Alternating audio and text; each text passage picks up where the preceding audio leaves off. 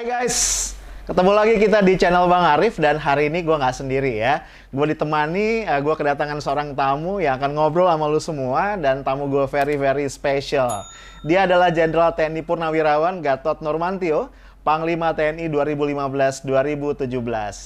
Gue sapa dulu ya. Assalamualaikum Pak Gatot. Waalaikumsalam warahmatullahi wabarakatuh. Harus gini nih Pak sekarang. Sehat ya Pak ya? Alhamdulillah sehat. Iya, ini saya selalu ngomong sama teman-teman Pak, ini umur kita kayaknya beda 10 tahun Pak. Tapi saya, waduh, kalau lihat Pak, saya nggak membayangkan ya 10 years from now saya masih se-fit Bapak apa enggak. Insya Allah. Insya Allah ya Pak Gatot ya. Pak, boleh cerita dikit Bapak sibuk apa Pak sekarang? Sekarang saya sibuk bertani. Oke. Nah, kemudian saya sibuk beternak juga. Oke. Saya sibuk di organisasi kami. Kemudian saya sibuk dengan cucu. Oke. Dan teman-teman. Yes, dari semua itu kayaknya yang paling heboh yang kami ya Pak ya? Ya. Yang paling heboh yang kami kayaknya. Yang dibuat heboh. Dibuat heboh. Pak, saya mau izin nih Ya. flashback sedikit. Bapak kan 2 tahun ya Pak jadi Panglima TNI. Ya. Pak, boleh cerita 2 hal nggak Pak? Satu hal yang menurut Bapak adalah keberhasilan yang paling membanggakan bagi Bapak. Dan yang kedua kebalikannya. Apa yang paling Bapak sesali nih mestinya saya kerjain nih. Waktu saya jadi Panglima TNI tapi nggak sempet atau waktu itu ditunda atau... Kalau yang paling dikatakan saya berhasil, ya, saya tidak punya hasil. Oh? Ya. Are you sure? Iya. Semua hasil adalah milik anak buah saya dan milik rakyat. Wes, luar Jadi nggak ada. biasa.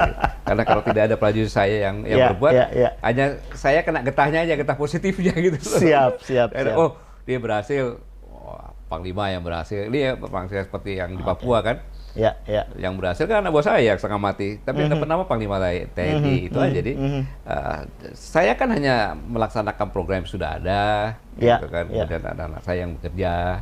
Kemudian didukung oleh rakyat, didukung oleh komponen-komponen yang lainnya lagi. Jadi akumulasi itu gitu. Nah, saya hanya melanjutkan. Gitu. Kalau gitu diganti Pak pertanyaannya. Momen yang paling membahagiakan ketika Bapak jadi Panglima TNI Pak? Ya. Momen yang paling membahagiakan adalah pada saat itu peristiwa Papua. Oke. Peristiwa Papua itu begitu ada keberhasilan, saya berkeinginan menyapa anak buah saya yang paling depan, yang dia sudah melakukan tugas yang luar biasa. Yang disandera ada 1000-an lebih, Oke. ya kan? Kemudian tidak ada satupun korban. Berhasil 2 orang penyandera dan senjatanya didapat. Ya. Nah, kemudian saya berangkat malam-malam sampainya pagi, Pandamnya kaget. Oke. Ya, dia bilang, saya akan memberikan kenaikan pangkat luar biasa di tempat kejadian. Karena saya tahu tempatnya sangat berbahaya sekali kan. Oke. Bapak ini, saya bilang kalau kamu nggak berangkat nggak apa-apa. Pokoknya saya berangkat dan saya bawa istri saya gitu. Saya bawa istri saya. Ibu dibawa Pak ya? Ya bawa sebab ibunya anak-anak juga kan. Iya, betul. Dan saya sangat berbahagia ketika saya akan memberikan penghargaan kenaikan pangkat luar biasa kepada perwiranya. Perwiranya dari Kopassus ada, dari Kostrat Taipur juga ada, Kostrat dari Taipur juga ada. Apa yang mereka katakan? Izin Bapak Panglima, keberhasilan adalah milik prajurit, anak buah, dan kegagalan adalah tanggung jawab pemimpin. Sehingga yang dapat anak buah saya dapat kenaikan pangkat luar biasa, anak buah saya saja. Itu suatu kebahagiaan yang sangat luar biasa. Ternyata saya punya prajurit yang sangat luar biasa. Dia sudah mempertaruhkan nyawa, mempertaruhkan nama TNI. Tapi ketika kita akan memberikan penghargaan yang diharapkan orang naik pangkat tuh kan, Betul, gitu. betul. Tapi jawaban dia adalah bahwa keberhasilan milik anak buah dan kegagalan adalah tanggung jawab perwira. Itulah perwira. Oke. Itulah saya bilang, wah ternyata saya bahagia punya prajurit seperti itu. Itu kebahagiaan saya selama saya jadi Panglima TNI. Gitu. Oke. Nah sekarang yang kedua nih Ya. Pak. Saya nggak tahu ini lebih berat apa enggak buat Ya. Bapak tadi yang paling menyedihkan atau paling apa? Bikin Bapak kecewa lah. Gitu. Yang bikin saya kecewa itu adalah ketika saya turun, itu ada sebagian penempatan prajurit tidak sesuai dengan merit system. Oke. dan ini akan berdampak yang sangat luar biasa gitu. Ya. Seharusnya di dalam TNI itu sudah diatur sedemikian. Ada sebagian-sebagian. Iya, Mudah-mudahan iya. sekarang sudah mulai kembali lagi ke jalan normal. Ini sangat berbahaya gitu. Oke, oke. Nah, tadi Pak saya lihat berarti kan Bapak nampaknya ingin sekali mewariskan values ya Pak ya? Iya. Karena saya membayangkan TNI tanpa values susah kita harapkan begitu. Bapak cukup happy Pak dengan pewarisan values itu, atau Bapak melihat ada pergeseran atau penyimpangan dari idealita yang Bapak bayangkan? Iya, jadi tentara itu yang paling penting adalah moral dan etika. Oke. Moral dan etika. Jadi tentara tanpa moral etika dia akan berbuat yang sangat luar biasa karena dia organisasi dipersenjatai, dilengkapi. Betul. Itu akan membuat menindas rakyat dan sebagainya ini. Nah, dalam konteks ini yang saya amati sekarang ini ada semacam penurunan Degradasi, Pak. Degradasi itu. Saya tidak usah nyebutkan lah, tapi masyarakat bisa mengetahui kan ada kejadian-kejadian dan sebagainya gini. Nah, inilah yang kemarin saya ingatkan bahwa sejarah itu banyak orang tidak paham atau belum tahu lah. Iya. Kan gitu. Seolah-olah yang memerdekakan negara Kesatuan Republik Indonesia ini adalah ABRI atau tentara, atau TNI kan gitu. Iya. Itu sama sekali 1000% salah. Oke. Karena negara ini diproklamasikan 17 Agustus 1945, sedangkan TNI atau ABRI atau Badan Keamanan Rakyat atau Tentara Keamanan Rakyat, berganti namanya, itu ada 5 Oktober pada tahun yang sama. Jadi setelah ya Pak ya? Setelah. Gitu. Oke. Nah, oke. dan tentara-tentara yang ada Badan Keamanan Rakyat itu adalah ya pejuang-pejuang itu. Oke. Jadi rakyat. Rakyat yang bahu-membahu. Pada saat itu tentunya bisa melakukan kegiatan terkoordinir, ada yang mimpin. Kan gitu. Yang mimpin jelas karena mayoritas Islam adalah para ulama, para ustadznya kan gitu, tokoh-tokoh agama. Yang agama Kristen juga ada juga pendeta, ada pastor. Yang agama Hindu juga tokoh-tokoh agamanya. Ada tokoh-tokoh masyarakat, gitu. Ada tokoh pemuda. Gitu. Dan tokoh wanita, semuanya bergabung menjadi satu dengan satu visi, merdeka atau mati. Nah, ketika berhasil, maka semuanya berpikir harus ada yang mengamankan kemerdekaan ini. Maka sebagian yang tadi ada yang tokoh-tokoh pendidikan, guru kembali lagi, ada santri kembali ke pesantren, ada murid kembali lagi sekolah, ada pedagang kembali lagi jualan, tapi ada yang tinggal. Jadi sebenarnya ibu kandung TNI itu rakyat, asalnya dari situ. Gitu. Maka tidak bisa dipisahkan. Tidak bisa dipisahkan, gitu loh. Jadi kekuatan TNI sebenarnya ada di rakyat. Kemandunggalan TNI dengan rakyat. Nah, inilah yang harus benar-benar dijaga. Jangan sampai TNI berkhianat. Atau dipisahkan. Menyakiti ibu kandungnya. Kan Iya. berkhianat kan sama jangan mengkhianati negara kalau dia mengkhianati ibu kandungnya. Nah, inilah yang harus benar-benar dijaga oleh TNI yang sekarang ini. Tanpa itu dia tidak bisa menyelamatkan dan mengamankan negara Kesatuan Republik Indonesia. Tanpa rakyat tidak bisa. Gitu. Nah, inilah yang harus selalu dijaga. Maka perkembangan sekarang ini, kalau ada hal-hal yang menyakiti rakyat, ini yang harus menjadi fokus untuk segera diperbaiki. Gitu. Jadi filosofinya harus diperbaiki kembali, Pak ya? Ya. Filosofinya dikembalikan. Ya, dikembalikan lagi bahwa ibu kandung rakyat, walaupun sudah, tapi tidak ada sebagian oknum-oknum saja yang melakukan ini. Nah, Pak, ini menarik, Pak. Setelah Bapak melepaskan jabatan sebagai Panglima TNI, kan tentu Bapak punya waktu lebih luang, Pak ya? Agak berjarak lah sedikit dengan politik, kemudian mengamati. Nah, jadi saya pengen tahu nih, Pak, menurut Bapak, pandangan Bapak, kalau Bapak melihat apa yang terjadi belakangan di negara ini itu, apa sih yang sebenarnya Bapak lihat, Pak? Jadi kondisi yang sekarang ini adalah dari berbagai sektor tentu kita lihat. Masalah politik, ahli politik lebih tahu lah. Tetapi di sini nih semua ini ada semacam apa ya, dalam tanda kutip. Contohnya sekarang ini yang baru-baru terjadi inilah. Demokrat mau diambil. Medan Pak ya, Sumut Pak. Perkara dengan mudah diambil. Jadi ngapain kita capek-capek bikin partai kan? Kita tunggu aja lah. Nanti kita rebut dengan cara seperti ini. Sekarang ini. Ini kan politik yang tidak sehat seperti ini. Gitu. Nah, kemudian saya katakan politik kita sudah menyimpang dari Pancasila. Di mananya Pak menyimpang? Ya. Di sila keempatnya. Oke. Itulah demokrasi kita kan, demokrasi Pancasila yang sila keempat kan. Kerakyatan yang dipimpin oleh hikmah kebijakan dalam pemusyawaratan perwakilan. Jadi musyawarah itu sekarang udah nggak ada. voting. Begitu voting, pasti money politik bisa terjadi. Siapa yang banyak, siapa yang bisa bayar, bisa ini. Inilah yang penyimpangan ini gitu, yang penyimpangan ini. Musyawarah memang capek, gitu. Yes. Memang capek. Tetapi kalau kita bertiga, ya, mau makan satu bus sate, satu bumi, satu jam mustik. Diskusi kan gitu. Ya. Kalau voting, gua nggak suka sate, masa begini kan gitu. Tapi kalau musyawarah, lu sate tuh 1 jam, kita istirahat cuma 1,5 jam, kan gitu. Steak juga sama, mie yang deket, udahlah kita makan mie, besok makan gini, sepakat, enak gitu loh. Iya, gitu.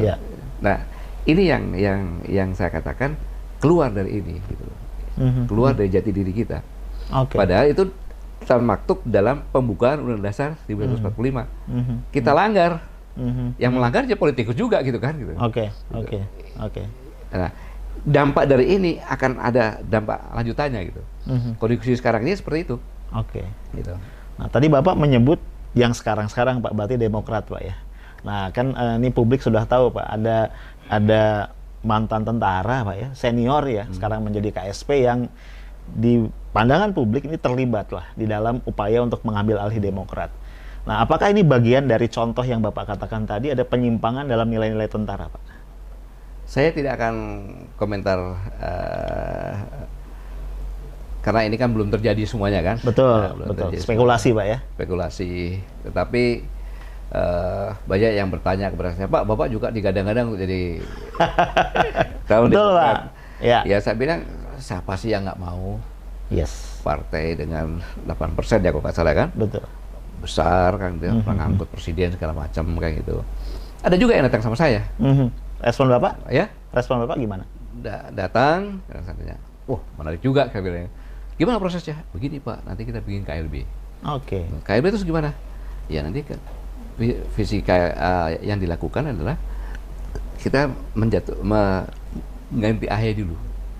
Masih tidak percaya, akhirnya AHY turun. Setelah AHY turun, baru pemilihan. Bapak pasti dia nanti begini-begini. Oh begitu ya, sudah itu. Saya bilang menurunkan AHY, saya bilang gini loh, saya ini bisa naik bintang 1, bintang 2, taruhlah itu biasalah. Tapi kalau begitu saya naik bintang 3, itu presiden pasti tahu. Yes. Gitu. Kemudian jabatan Pangkostrat pasti presiden tahu, apalagi presidennya tentara waktu itu, Pak SBY, kan gitu. Tidak sembarangan gitu. Bahkan saya Pangkostrat dipanggil oleh SBY ke istana, kamu akan saya jadikan Kepala Staf Angkatan Darat. Saya terima kasih atas penghargaan ini dan akan saya pertanggungjawabkan. Laksanakan tugas dengan profesional, cintai prajuritmu dan keluarga dengan segenap hati dan pikiranmu. Itu aja, selamat. Beliau tidak titip apa-apa, tidak pesan lain-lainnya lagi. Maksud saya begini, apakah iya saya dibesarkan oleh 2 presiden? Satu, Pak Susilo Bambang Yudhoyono, satu lagi Pak Jokowi, Pak Joko Widodo kan gitu. Terus saya membalasnya dengan mencongkel anaknya, kan gitu. Ini kan ya sekarang kita lagi viral itu, Puma nerekam orang hutan kan gitu. Terus ternyata begitu ada anaknya nggak jadi dimakan, anaknya diangkat sama dia, dibawa itu dan diamankan sama dia. Binatang itu. Betul. Kan gitu. Nah, lalu nilai-nilai apa, value apa yang akan saya berikan kepada anak saya? Kalau orang mengatakan, waduh itu anak nggak beradab tuh. Udah jadikan kasat sama ini, anaknya jabat malah digantiin hanya karena dia ambisi untuk yang lebih besar lagi kayak gitu. Nah, cerita ini adalah cerita dari semacam sejarah juga. Waktu itu di Amerika tahun 40-an kalau tidak salah, ke 38, ada Al Capone, mafia Al Capone besar sekali, dan ada pengacaranya. Pengacaranya orang sering manggil SED itu. Itu Edward SED itu. Nah, dia kaya sekali karena pasti menang. Al Capone menang. Suatu saat anaknya cuma 1, dia kasih apartemen, perumahan, apa ada kapal pesiar ada. Terus dia merenung, nilai-nilai apa yang saya berikan kepada anak saya? Yes. Yang dibekal, masa dia dicap sebagai anak mafia? Iya, iya. Dia sadar, kemudian dia berubah. Saya akan bekerjasama dengan kepolisian atau FBI atau apa, dan saya akan bongkar. Aja terbongkar, masuk penjara banyak sekali. Tapi dia sadar, suatu saat saya akan mati juga ditembak. Dan kejadian singkatnya, dia udah berhasil sekolah, ditangkapin semuanya, dia ditembak mati. Hilang. Suatu saat ada kejadian, kapal induk Amerika yang berdatangan dengan Jepang menerbangkan pesawat. Ada pesawat. Tiba-tiba salah satu pesawat itu kru di bawah lupa mengisi bahan bakar. Oh, oke. Dia kontak. Dia kontak. Pesawat tamu tidak diisi bahan bakar. Segera kembali. Dia kembali. Pada saat kembali dia lihat ada, kalau tidak salah saya lupa 7 pesawat Jepang. Akhirnya untuk menembak, untuk akan menyerbu kapal induk dia. Akhirnya dia tembakin. Kayak orang gila lah. Orang gila. Akhirnya pesawatnya jatuh atau 2-3 jatuh. Akhirnya orang Jepang lihat ini orang gila nih kan. Dia kabur. Dan dia selamat sampai. Dialah orang yang pertama mendapat piagam tertinggi dari Presiden Amerika pada saat perang itu, yaitu namanya O'Hara, yang diabadikan di lapangan terbang di Amerika. Dia adalah anak SED tadi. Jadi betapa nilai-nilai yang diberikan kepada seorang ayah itu melekat kepada anaknya, sehingga anaknya menjadi orang terkenal di dunia, bahkan diabadikan sekarang di sana. Nah, tentunya saya juga pengen dong seperti itu kan gitu. Yang terima jangan jelek gitu kan. Jadi saya bilang, saya terima kasih, tetapi moral etika saya tidak bisa menerima dengan cara seperti itu, saya bilang gitu. Ya, akhirnya Pak kan udahlah, nggak usah bicara lagi, saya bilang. Kalau sekali itu saya tidak. Cash close ya, Pak. Pak Gatot, nah ini yang saya ingat sejak Bapak jadi Panglima TNI dan juga sesudahnya, Bapak cukup gencar mengingatkan publik, Pak, mengingatkan masyarakat, mengingatkan berbagai kalangan tentang bahaya bangkitnya kembali neo-komunis, neo-PKI lah, kira-kira begitu. Kan kemudian pro kontra ya, Pak ya? Bahkan ada yang menilai Bapak berlebihan, macam-macam lah. Kalau Bapak boleh sharing sedikit, apa sih Pak indikator-indikator yang membuat Bapak yakin bahwa memang kebangkitan komunisme ini sedang on progress, Pak? Simpelnya begini, kalau Bang Arief kan, mau berkelahi dengan saya dan berani, tentu dalam pikiran Bang Arief gimana? Bahwa saya ada kemungkinan menang. Betul. Benar nggak? Kan gitu. Kalau aku bilang menang nggak mungkin dong lawan gua. Betul. Ada kemungkinan menang. Sama pada tahun 65 itu PKI itu berani melawan, ya. Itu berarti kan merasa bahwa dia punya kekuatan. Sudah hitung nggak Pak ya, pasti ya? Iya, pasti udah hitung. Berarti dia kekuatannya seimbang. Nah, inilah yang banyak orang tidak memahami, gitu. Bahwa kalau ini terulang kembali, itu kondisi kelam itu akan lebih kelam lagi, gitu. Nah, untuk tidak tercapai, saya perlu mengingatkan, karena ada sekelompok-kelompok orang yang ingin mengembangkan lagi, mengembangkan lagi. Wajar, manusia kan beda-beda. Wajar ada yang punya dendam. Kan dulu bapak saya dibunuh, dia nggak lihat, menurut versi dia bapak saya benar. Mereka itu ada organisasi seperti ini benar kayak itu. Dia nggak lihat kita negara Pancasila benar.